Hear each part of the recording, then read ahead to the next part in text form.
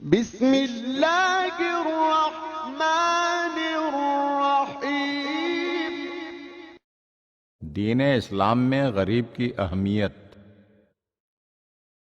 حضرت ابو بصیر رضی اللہ تعالی عنہ کہتے ہیں کہ میں نے حضرت امام جعفر صادق علیہ السلام کی خدمت میں عرض کی کہ آپ کا ایک شیعہ ہے جو بڑا پرہیزگار ہے، اس کا نام عمر ہے۔ ایک دن وہ عیسیٰ ابن اعین کے پاس امداد کی درخواست لے کر گیا۔ عیسیٰ نے کہا، میرے پاس زکوٰۃ کی رقم موجود تو ہے، لیکن میں اس میں سے تمہیں کچھ بھی نہیں دوں گا، کیونکہ میں نے چند دن قبل تمہیں گوشت اور کھجوریں خریدتے ہوئے دیکھا ہے، اور یہ سراسر اسراف اور فضول خرچی ہے۔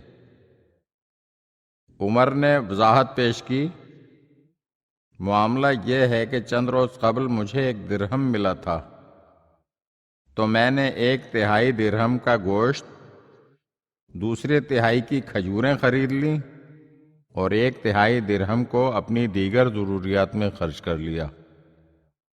حضرت امام جعفر صادق علیہ السلام یہ سن کر بہت افسردہ ہوئے اور کئی دن تک اپنے ماتھے پر ہاتھ مار کر فرمایا کرتے تھے کہ اللہ تعالیٰ نے دولت مندوں کی دولت میں غریبوں کا بھی حصہ رکھا ہے تاکہ وہ اچھے طریقے سے زندگی بسر کر سکیں، اور اگر اس حصے سے ان کی کفالت نہ ہو تو انہیں اس سے بھی زیادہ دیا جانا چاہیے تاکہ ان کی خوراک، لباس، شادی بیاہ اور صدقات کی ضروریات پوری ہو سکیں۔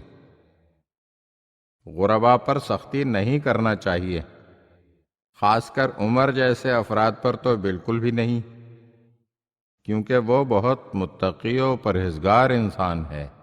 اگر آپ ہمارے چینل کی نئی ویڈیوز دیکھنا چاہتے ہیں تو ہمارے چینل کو سبسکرائب کریں اور گھنٹی کے بٹن کو دبائیے تاکہ ہر آنے والی ویڈیو آپ کو جلد موصول ہو سکے۔ اور ہاں، لائک اور شیئر ضرور کیجیے اور اپنے قیمتی کمنٹ سے ہمیں آگاہ کیجیے۔ شکریہ۔